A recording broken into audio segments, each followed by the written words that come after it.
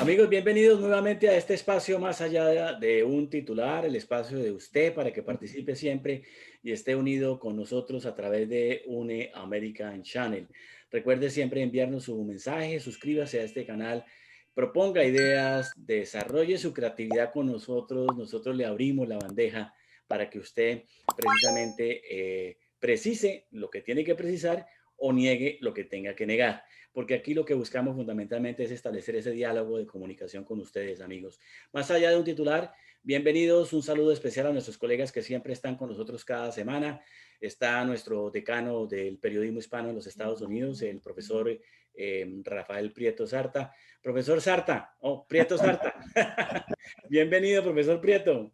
Yo de profesor no tengo nada Bueno, con Alberto. ¿Cómo no? Claro que sí, pero claro ¿cómo que va a sí. tener de profesor, hombre? Por Dios, y lo que hemos aprendido durante esos 2 últimos años de trabajo ha sido precisamente por sus enseñanzas. No se niegue a sí mismo, Rafael.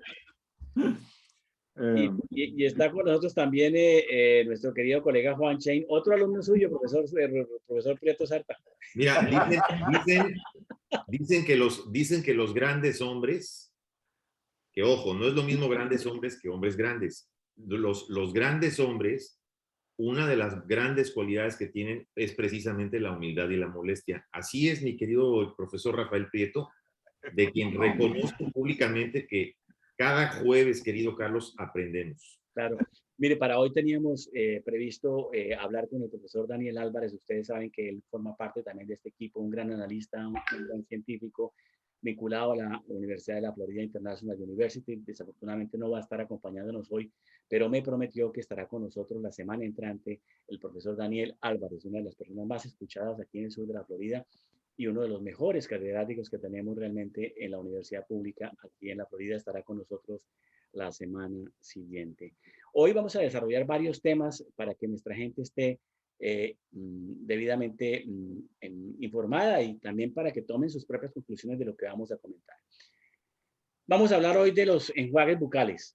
Vamos a hablar también de lo que corresponde a lo que ha sido la campaña de un candidato al Senado por el estado de Luisiana que hace precisamente una promoción publicitaria fumándose un porrito de marihuana. Bueno, algunos dicen que es bastante fuerte el porrito en términos de lo que anunció este senador, candidato al Senado de los Estados Unidos para este próximo periodo electoral. Vamos a hablar de él, se llama el candidato Gary Chambers por Luisiana.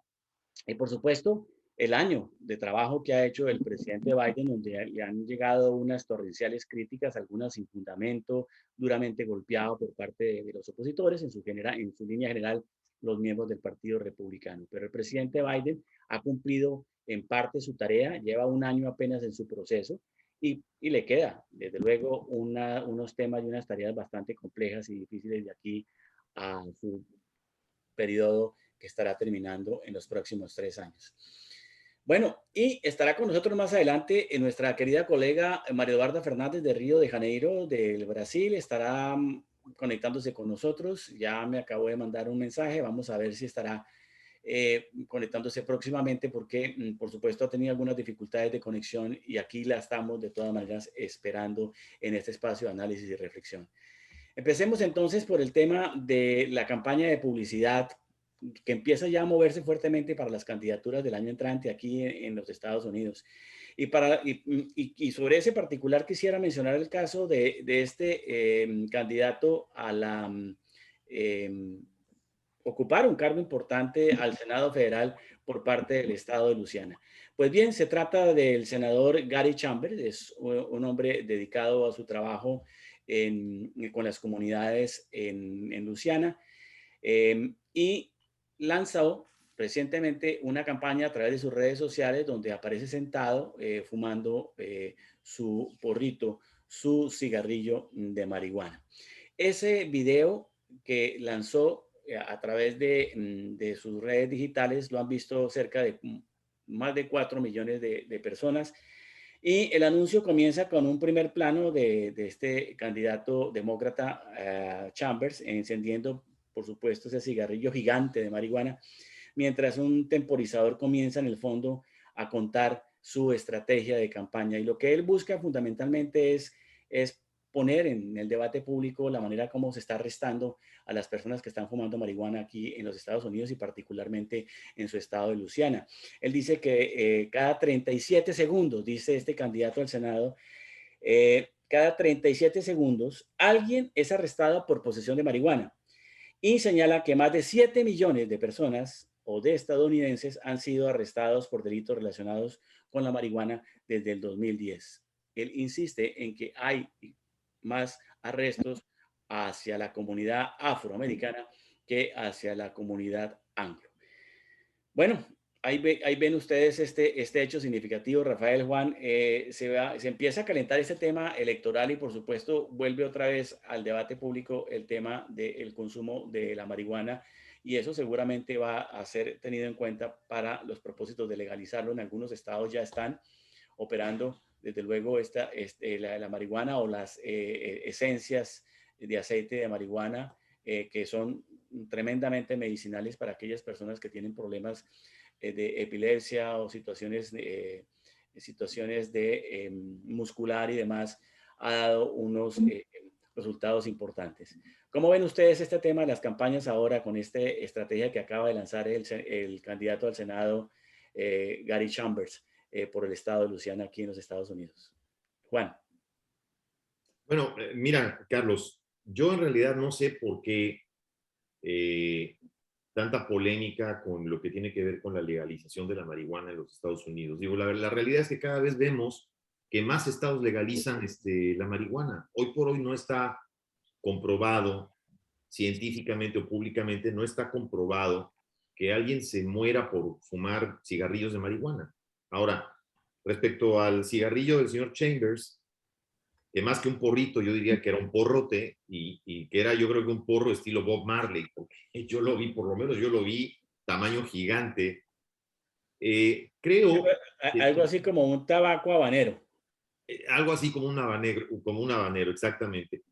Mira, la realidad es que, por ejemplo, fíjate, me llama la atención. Él dice que los estados desperdician 3.7 mil millones de dólares al hacer cumplir las leyes sobre la marihuana cada año. Es decir, pero también por otro lado está comprobado que estados, por ejemplo, como Colorado, que han aumentado de manera considerable el Producto Interno Bruto gracias al negocio o la industrialización de la marihuana. Bueno, el estado de California, ¿qué más podemos decir? Y hay que recordar que históricamente el estado de Oregón fue el primer estado, históricamente en la Unión Americana, que fue el que legalizó la marihuana. Y eso fue a principios de los años 70. Es decir, el estado de Oregón siempre ha estado como muy adelantado en ese aspecto. También ya legalizó las drogas duras, que ahí sí en lo personal yo no estoy tan de acuerdo. Pero la realidad es que hoy por hoy la industria de la marihuana ha comprobado ser una de las industrias más eficaces, más eficientes para la salud, inclusive el combate al COVID, Carlos, la mejoría de síntomas para el Alzheimer, para diferentes estados anímicos. Vemos la explosión, por ejemplo, que ha tenido el CBD. Hoy en día vemos CBD prácticamente ya, booths de CBD dentro de las farmacias, ¿no? Ya tú entras a un Walgreens o entras a un CVS y ves un boot completo de CBD, los ves en los centros comerciales. O sea, también tiene mucho que ver en cómo la cultura ha ido cambiando, basado en cómo ven esto las generaciones nuevas, pero también en que se le han descubierto muchas propiedades que han hecho que la industrialización de los productos derivados del cannabis pues tengan una explosión impresionante. Más de un 300% ha explotado el mercado del cannabis, Carlos, en los últimos 5 años solamente en los Estados Unidos. Entonces, realmente a mediano y largo plazo lo que va a suceder es que todos los estados van a acabar legalizándola. Vaya, los que la tengan para uso ludopático o para medicinal, la van a terminar legalizando para uso recreacional. ¿Qué consecuencias va a traer?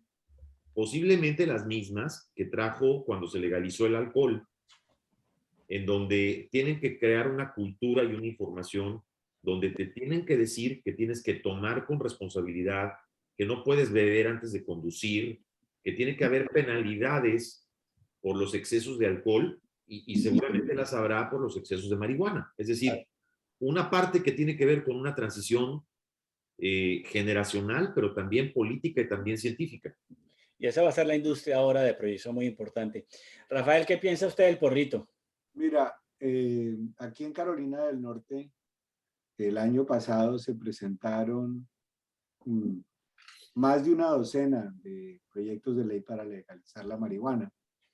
Y había un ambiente muy propicio, porque incluso los dirigentes incluso del Partido Republicano en la legislatura alcanzaron a decir que el ambiente para la legalización en el Estado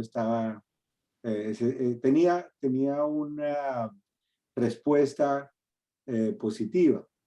Una encuesta realizada por una universidad a comienzos de 2021 encontró que mucho más del 55% de los habitantes de Carolina del Norte aprobaban la legalización de uso recreativo.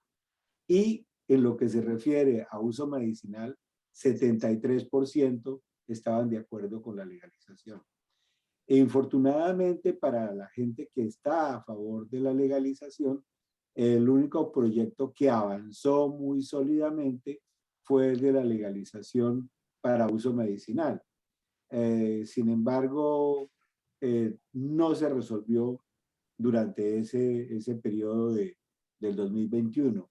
Vamos a ver cómo se desarrolla el 2022, pero definitivamente la perspectiva sobre la legalización se ha cambiado, incluso en un estado conservador como es Carolina del Norte, un estado donde la gente a veces tiene unas perspectivas muy cerradas, especialmente entre la gente del campo, la gente de las ciudades, se ha vuelto mucho más cosmopolita, más parecida a los lugares que son más abiertos, pero definitivamente sí hay una apertura a la legalización. Incluso el Estado legalizó en 2017 el cultivo de cáñamo y lo tiene trabajando o tienen un proyecto piloto trabajándolo con la perspectiva de producir y le ha dado muy buen resultado todos los productos relacionados con cáñamo. ¿Cuánto se está moviendo ahí de la industria de cáñamo? ¿Cuánto se está moviendo ahí con esa industria que acaban de legalizar? Dinero. No tengo el dato, pero pecaría de decir una cifra, pero ha sido algo positivo. Están involucradas unas universidades, eso lo regularizaron muy bien, se lo entregaron a compañías precisas y lo mismo pretendían con los diferentes proyectos de legalización de la marihuana, que era establecer una comisión, asignar a cultivadores precisos, dar licencia. Ya me acordé de un dato de lo del cáñamo. Ellos enviaron 1.500 comunicaciones a gente que ya tiene la autorización para producir cáñamo en Carolina del Norte. 1.500 cultivadores. Eso, en el proyecto de la marihuana, se establecía una comisión y se establecía también que de los ingresos de la marihuana saliera dinero para el tratamiento de gente que tuviera adicciones. Bueno, una industria que seguramente va a reflejar resultados positivos desde el punto de vista quien está en este momento procediendo a hacer la comercialización. Sé que varias empresas y compañías en Colorado han avanzado notablemente en este proceso desde luego personas que se han beneficiado con este tema de los derivados del cannabis. Ahora, el problema es que esto federalmente todavía no ha sido autorizado, es decir, los estados han actuado avanzando en la legalización de la marihuana, que por cierto, el Día de la Marihuana es el 20 de abril, que es mi cumpleaños. Ah, bueno, entonces, Pero, entonces viene el porro fijo. no, pero es de hecho el Día de la Marihuana siempre entonces para esa época, para abril, entonces sacan todas las estadísticas de cuánto están ganando los estados en este momento por la industria, por la legalización, pero desafortunadamente en el ámbito federal todavía no se ha dado el paso para que se legalice. Es decir, todavía la DEA y los organismos federales pueden actuar en contra de la gente que cultive o posea marihuana de acuerdo con con las leyes federales. Pero ya el contrapeso ha sido los estados y las ciudades que han tomado determinaciones diferentes y que han sido mucho más abiertos. ¿Por qué? Porque de lo que hablaba el senador de Luisiana, No, el candidato al Senado. perdón, el candidato. Todavía no es senador, pero al paso que va, si sigue manteniendo esa campaña, va a ser senador Además, federal. Al paso que va, va a llegar a altos vuelos. Sí. o ya están altos vuelos. O ya están altos vuelos, ¿no? Y el asunto es que yo ya lo oficialicé. Él tiene toda la razón respecto a la acción de las cortes, al gasto que se hace en la policía, a la estigmatización de ciertos sectores de la sociedad relacionados con la marihuana que no vale la pena que exista. Es decir de facto, ya el uso de la marihuana es un uso muy común en los Estados Unidos. De facto, la aceptación entre sectores muy Radicales. radicales de derecha, de izquierda. Pero además, ¿se han fijado ustedes cómo además en el cine, esto ya desde hace, no recién, sino ya desde hace varios años, en el cine, en la industria de Hollywood es muy común que veamos escenas, ¿no? De chavitos o de jóvenes o de chavitos en la adolescencia que están fumándose un porro. Es decir, en el cine esto ya viene pasando desde hace varios años. ¿No? Tiene mucho que ver también lo que la industria de Hollywood ha también ido como normalizando dentro de las películas, mostrando, pues, digamos que te hacen ver como a la marihuana como una parte común y corriente de la juventud de todo el mundo, ¿no? Una parte integral, además está Cheech and Chong. No sé. Claro, Cheech and Chong, exactamente. Que bueno, y se volvieron todo un culto, ¿eh? Porque tienen un culto alrededor de ellos. Sí, claro. Bueno, pero vamos a ver qué va a pasar con eso, porque creería yo que va a ser el tema también central en las próximas campañas aquí. Oye, yo te quisiera dar un dato, Carlos, a ver si esto es interesante. Adelante, Juan, adelante. Para los que nos escuchan y nos ven, fíjate, dice que las empresas que se dedican a la marihuana en los Estados Unidos, desde que iniciaron hasta la fecha, sobre todo en los últimos 5 años, el valor de estas empresas ha aumentado un 149%. Bueno. O sea, y lo otro es que aquí dice que la industria de la marihuana, la legalización a nivel nacional podría suponer cerca de 130 millones de ingresos de recaudación de impuestos en los Estados Unidos y alrededor de 1,6 millones de nuevos empleos. Tan solo lo que ahorita se está recaudando, lo que dicen los fiscalistas y informes del IRS, dicen que para el año 2025 la industria de la marihuana le va a estar dejando más de 100 mil millones de dólares de recaudación a los Estados Unidos anual. Claro. Bueno, fíjese usted, y por otro lado, lo que decía Rafael, el movimiento contrario que insisten en que la marihuana puede ser es considerada una adicción muy fuerte y que cambia y trastorna los comportamientos de las personas más en jóvenes y en personas que de una u otra manera presentan situaciones de carácter emocional, puede llevar a situaciones cada vez más peligrosas y difíciles. Bueno, la sociedad está hablando de eso, nos refleja eso, la realidad. Vamos a seguir esa pista de lo que va a pasar ahora para los procesos electorales este año aquí en los Estados Unidos.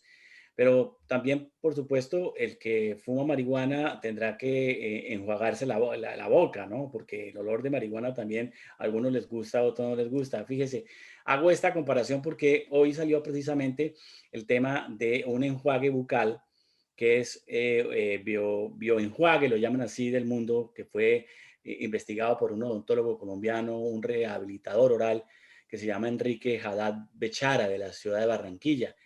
Pues durante varios tiempo atrás, más de 2, 3 años, se dedicaron a investigar cómo un enjuague bucal podía generar una inactividad de parte de las membranas del virus del COVID-19. Y este enjuague bucal ya se encuentra en la venta en Argentina, en México también. Usted me confirma, Juan, y próximamente estará también en Colombia y muy seguramente ya solicitaron ya los permisos para que ese enjuague bucal penetre ya en el mercado de los Estados Unidos. Entonces ya tenemos enjuague bucal ya dispuesto para que usted tenga la inactividad del virus del COVID-19 en 5 horas y por supuesto ayuda a prevenir el nivel de contagio. Mira hasta dónde hemos llegado ya. Yo creo que va a ser un efecto muy importante contra la halitosis. Creo que va a ser el punto, además, médico para la actividad diaria de encuentro con la gente. Bueno, No, pero además, oye, además no solamente eso, sino que vas a tener chance de darle un beso a alguien o a tu novia con un enjuaguecito bucal, le das un beso a alguien y no tienes riesgo de contagiarte, ¿no? Por lo no, menos no, tienes chance unas 4 horas, 5 horas. claro, no, el lema de Rafael, el lema de Rafael ahora que anuncia es bese seguro, pero seguro. Mira, a mí lo que me llama la atención es Tenías, que a mí lo tenías, que me llama mucho la atención de esto, de este tipo de avances, es que fíjate, se encuentran, por ejemplo, poco a poco se van encontrando cosas que van surtiendo efectos que cada vez van siendo más importantes para la prevención. Es decir, que ya no nada más es la vacuna, que ya no nada más dependemos de una vacuna, o del otro extremo, ¿verdad? Que es el molnupiravir o la píldora de Pfizer, que es solamente para cuando ya estás hospitalizado, sino que vayan saliendo más elementos que sean preventivos, y eso creo que es una gran ventaja. Ahora, lo que preocupa mucho, y esto lo han dicho los médicos y científicos, es que también las mutaciones del coronavirus van avanzando a una velocidad que cuando de pronto la ciencia avanzó 3 pasos, de pronto tienes una mutación que avanzó 10. Y entonces lo que no logran encontrar o explicar los científicos es hasta dónde realmente estos elementos que aparentemente nos pueden ayudar hoy día sean efectivos tal vez en un 80% o un 90%, y tal vez con una nueva variante ya vayan a ser efectivos un 50 o un 40, ¿no? Claro, lo que muestra ahora los resultados después de 2 años de pandemia que todavía la estamos viviendo es que la vacuna ha sido efectiva, independientemente de la crítica que se hace del movimiento antivacuna que surge de la estupidez de teorías conspirativas.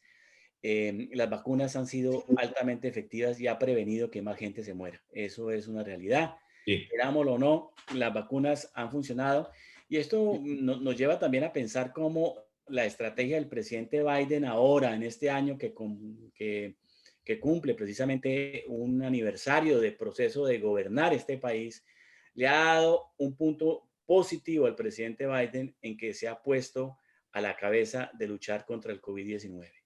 Ya ha avanzado este proceso, que tenemos ya test que van a ser enviados a sus casas, a las casas de personas que viven en los Estados Unidos a través del correo público de los Estados Unidos, la USPS, y, y eso va a permitir precisamente que vamos a tener más test.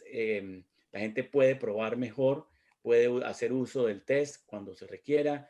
Los niveles de Bueno, hospitalización. se acaban de aprobar, Carlos, perdón, 500 millones nuevos de tests.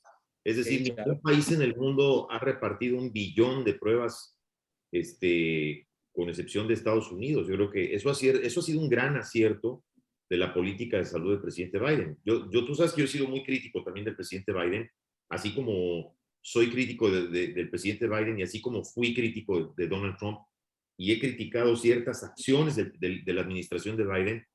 Yo creo que esta es una en donde hay que darle el crédito. La administración del presidente Biden se ha puesto las pilas para darle a la gente todos los implementos y las pruebas y las vacunas que se necesitan. Ah, Sí, es lamentable que haya un movimiento antivacunas eso era, que tome esas actitudes. eso era lo que iba a decir, que es terrible. Aquí la gente que realmente debía ser, eh, yo diría, hasta repudiada, es la gente que no se ha eh, sumado al esfuerzo de vacunarse. ¿Qué pasó, Carlos Alberto? No, eso ha sido un punto importante. Estaba precisamente escuchándolo con atención, Rafael, porque empezamos a hablar un poco de los logros de la gestión del presidente Biden y ese logro de lucha contra la pandemia y poner toda la disponibilidad institucional del país al servicio de prevenir vidas y prevenir precisamente la muerte ha significado un logro importantísimo el Pero, presidente Biden, así querámoslo pero que yo critico, Carlos, perdón, las cosas como lo que acabamos de ver de la Corte Suprema. Por ejemplo, yo sí critico que la Corte Suprema tenga que, porque así como uno dice, ok, no puedes imponer que la gente se vacune en los grandes corporativos o para trabajar en un corporativo grande, entonces la gente no tiene obligación de usar el cubrebocas o no tiene la obligación de vacunarse. Pero yo pregunto, en todo este respeto a las libertades, ¿a dónde termina la libertad de uno y empieza la libertad de otro? Si yo tengo la libertad de quererme cuidar y no quererme contagiar, ¿por qué tengo que trabajar en un lugar donde si yo tal vez soy una persona que soy de alto riesgo o vivo con familia de alto riesgo, tengo que exponerme a mí y a mi familia por culpa de alguien que no quiere usar un cubrebocas o no se quiere vacunar en aras de su libertad? Entonces yo digo, ¿dónde acaba la libertad de él y dónde empieza la mía? Eso es lo que yo pregunto. sí, claro. Yo me Pero sumo. mire que ese es un debate interesante para hablar sobre el tema de la libertad. ¿Qué es lo que realmente se entiende por libertad en este país, aquí en Estados Unidos? No es Ahora, hacer lo que se le dé la gana y asumir sus propias individualidades para violentar el derecho de los otros, que es un poco lo que ha venido manejando esta teoría conspirativa de los movimientos antivacuna o quienes hablan de las vacudictaduras y todo este espíritu mágico y de controversia sin evidencias que surge y que ha surgido en los Estados Unidos, Rafael. oiga, que yo creo que la decisión de la Corte Suprema definitivamente es condenable. Terrible, terrible que no haya permitido que una normativa a nivel federal pudiera funcionar para ponerle coto a un problema de salud que evidentemente en este momento se está muy fuerte en el país y que era lo lógico, respaldar al presidente y decir, bueno, a nivel federal también se pueden establecer. Y uno podría preguntar Pero ahí además, pero la además justicia politizada. estamos hablando de la peor pandemia de los últimos 100 años, del virus que está causando el peor desastre económico en los Estados Unidos de los últimos 100 años, o bueno, 40 años, si queremos decirlo así, 42 años, y estamos viendo que lo que está causando pérdidas de empleo, lo que está causando deterioro económico, que es el virus, porque el virus ha tenido un efecto no nada más en la salud, ha tenido un efecto colateral gravísimo. Económico, ¿Cómo es posible que, por eso digo, en aras de esa libertad que la Corte Suprema dice defender, ¿dónde comienza la libertad de unos y termina la de otros? Claro, claro. Así mismo es.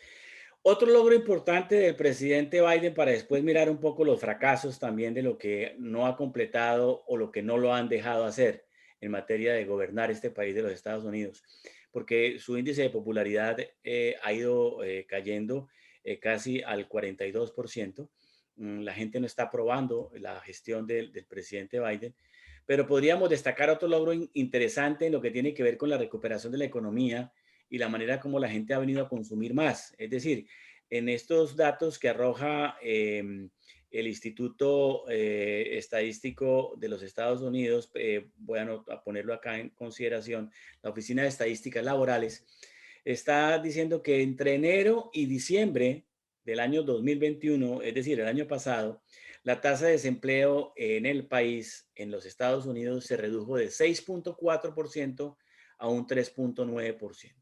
Ahí hay un logro importante, es decir, tener ese indicador ahí implica que ha habido una gestión desde el punto de vista de política económica y de gestión de la institucionalidad de este país para frenar precisamente el desempleo en un año complicado, difícil, en medio de toda esta pandemia. Y lo ha hecho el gobierno, eso hay que reconocerlo así.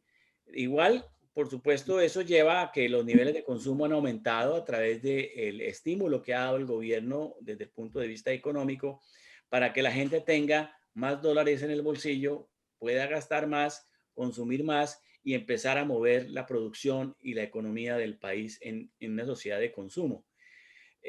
Yo destacaría ese punto importante del trabajo de la política económica del gobierno. Por supuesto, hay gente que de una u otra manera lo critica frente al tema de la política monetaria y demás, el tema de los intereses, pero el impacto de la medida económica de disminuir el desempleo y abrir el espacio para que se reactive la economía en su producción y en todo lo que tiene que ver con los bienes de consumo ha sido un factor importante que se ha mantenido en este año como un logro importante, valga la redundancia, de la gestión del presidente Biden. ¿Coincide usted conmigo, Rafael, o no?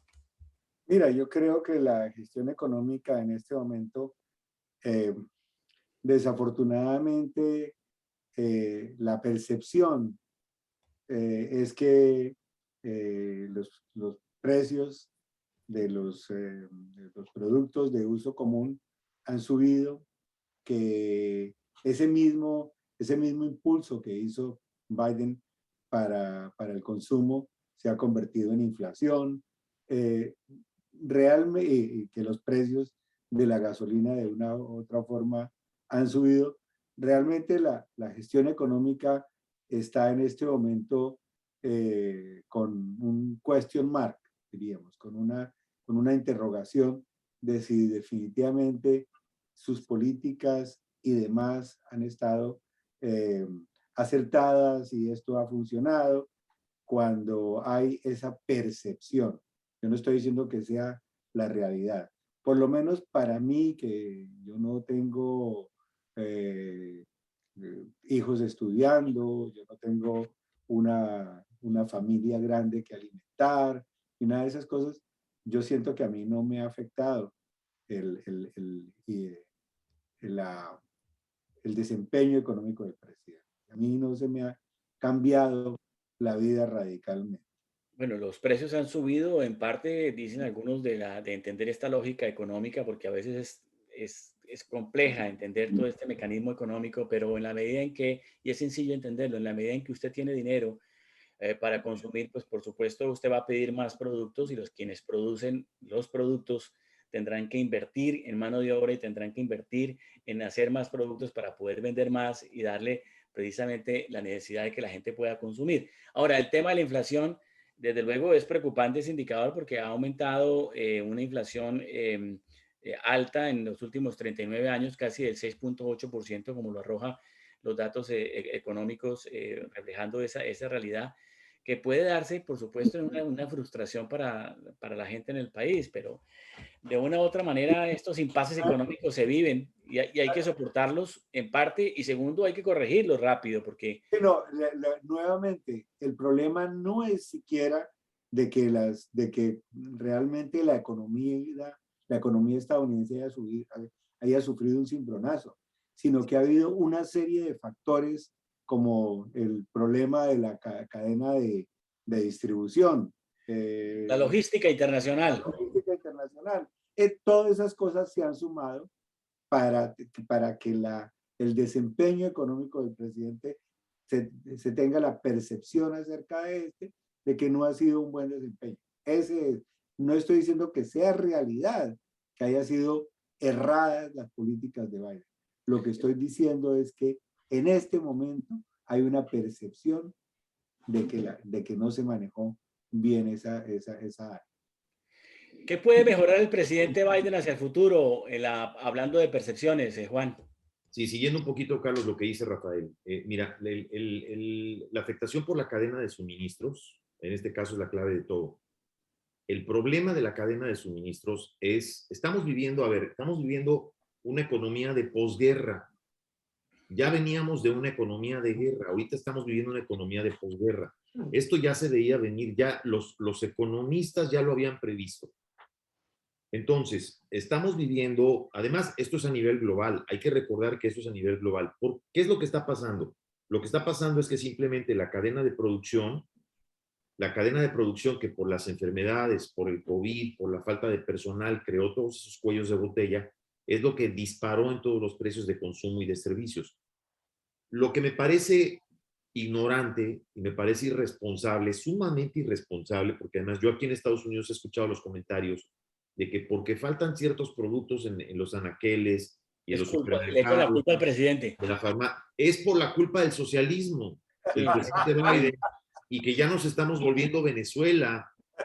Y quiero aclarar aquí, yo he sido un crítico férreo del gobierno del presidente Biden, cuando a mí no me han parecido decisiones que este gobierno ha tomado, sobre todo en materia de migración. Yo he señalado los errores, los he calificado, no estoy de acuerdo en la manera en la que esta administración tomó la decisión de dejar Afganistán, también lo he dicho en varios espacios donde me ha tocado participar.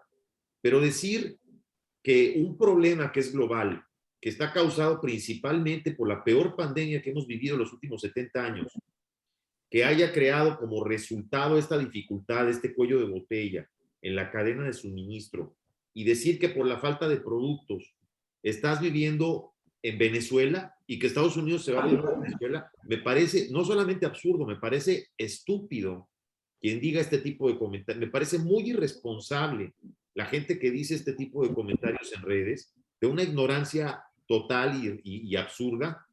Pero además de eso, Carlos, lo peor es que hay gente que lo cree. Lo peor es que hay gente que sí lo cree.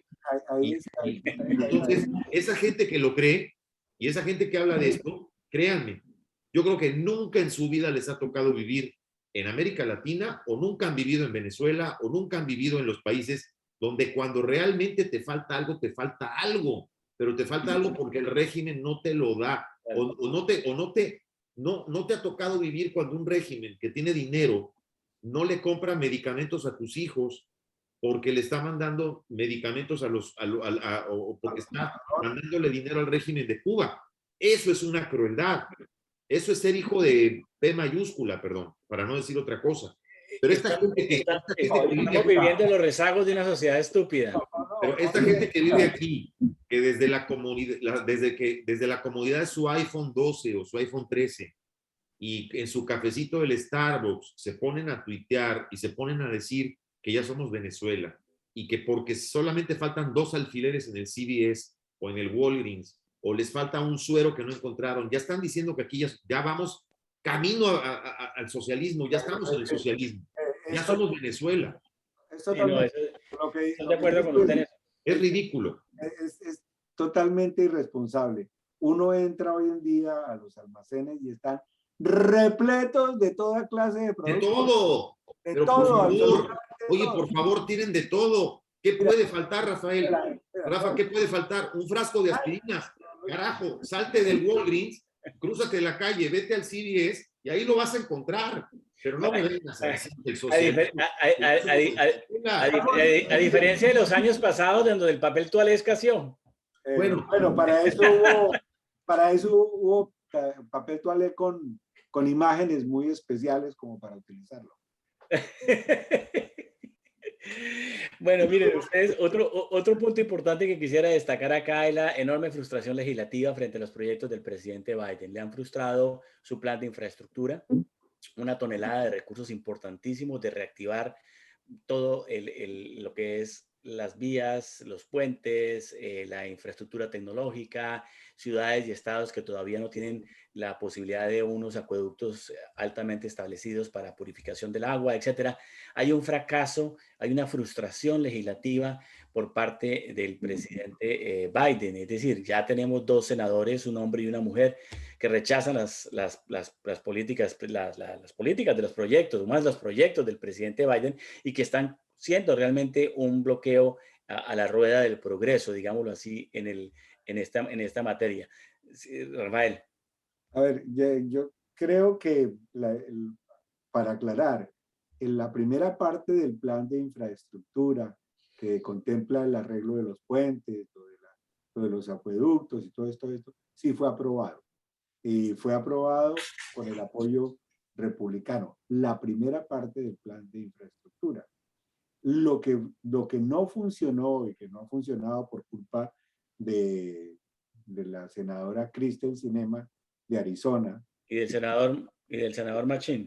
De Virginia Occidental, Manchin, Manchin, ha sido frustrante.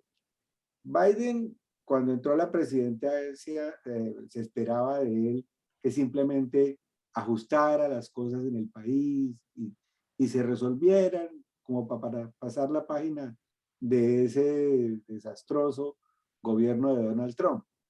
Pero resulta que en la preparación de él para llegar a la presidencia, con grupos de especialistas, crearon varios planes.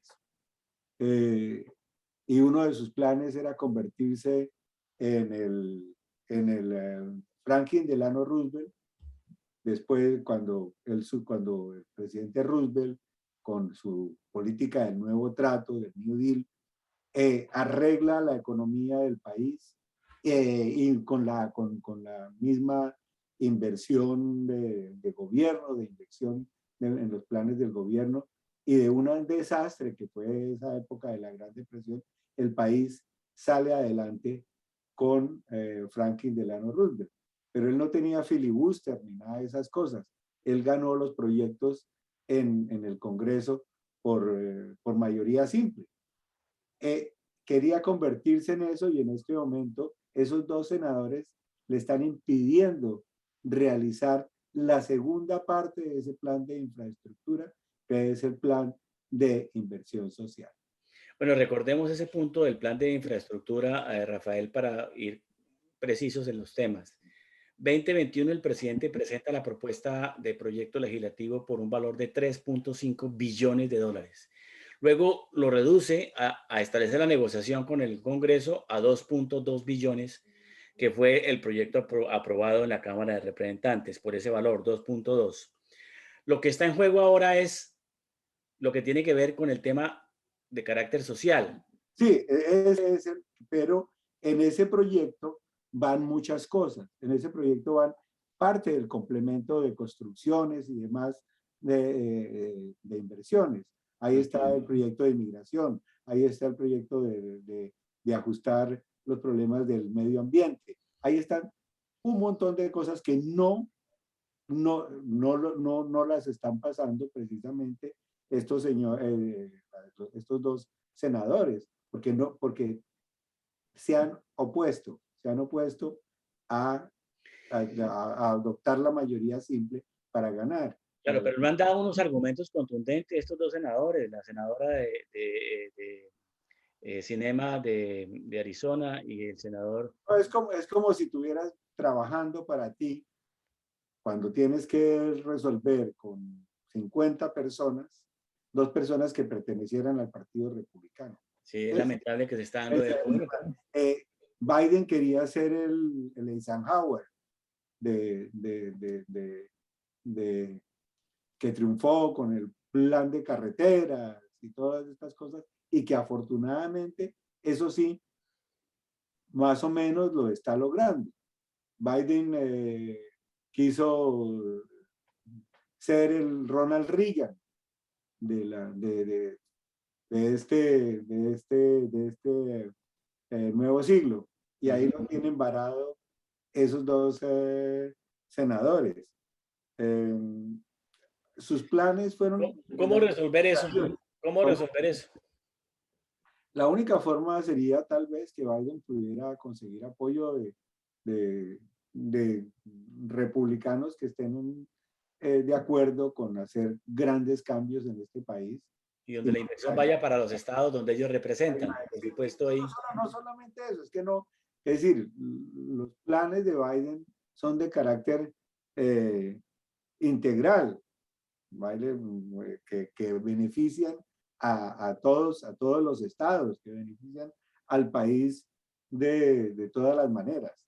También ha querido ser el Lyndon Johnson, el hombre de la gran sociedad, que fue el que logró aprobar las leyes de los derechos civiles, y que logró durante el tiempo que estuve presidente aprobación tras aprobación de proyectos. Y resulta que ahí lo tienen parado estos dos senadores que...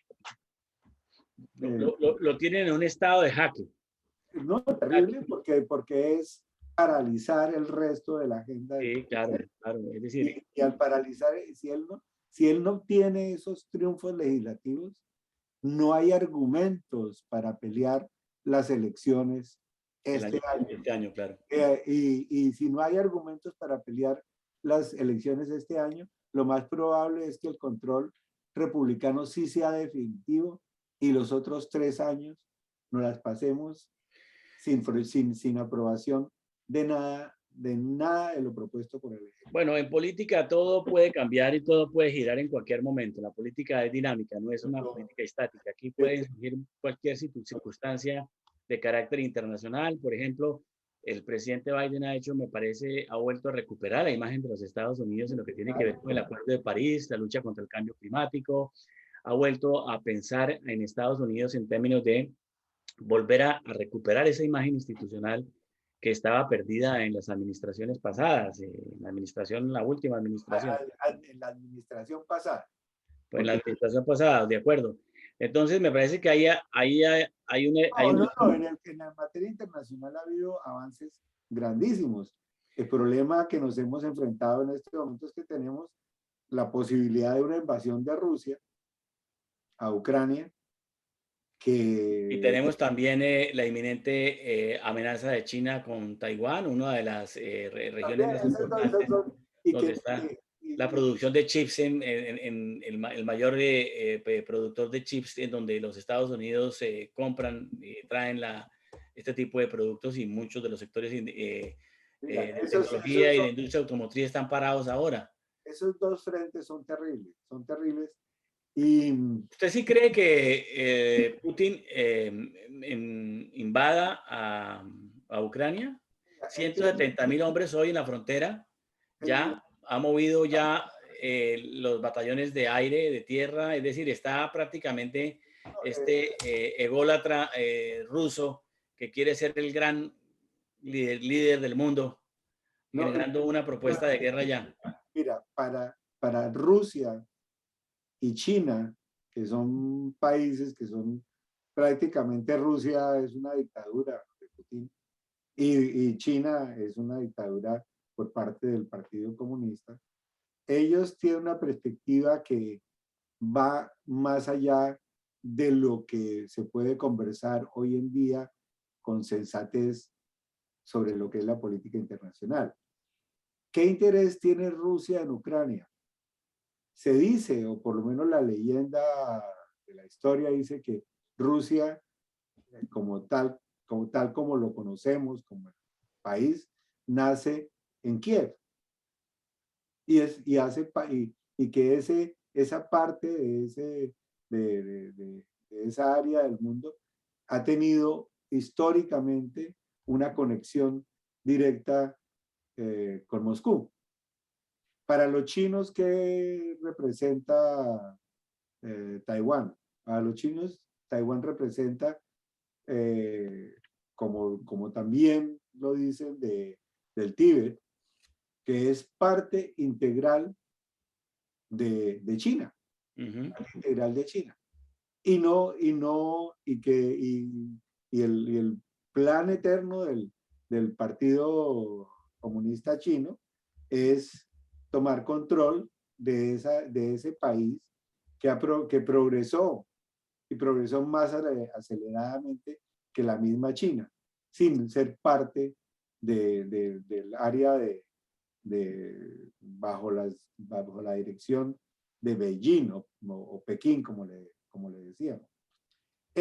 Ahí está algo del problema. Y cuando tú oyes hablar a los portavoces del gobierno de Moscú, eso es lo que dicen, y que la agresión ha venido de parte de Estados Unidos, porque ha tratado de integrar a Ucrania y a otros países ahí del área, a la OTAN, y que ese es el punto que va más allá de lo que, del titular de lo que hablamos, de lo que es la sensatez de la política internacional, de respetar la integridad de los estados, por un programa de carácter de toma cuasi imperial o imperial de parte de esos dos gobiernos que no son realmente democráticos.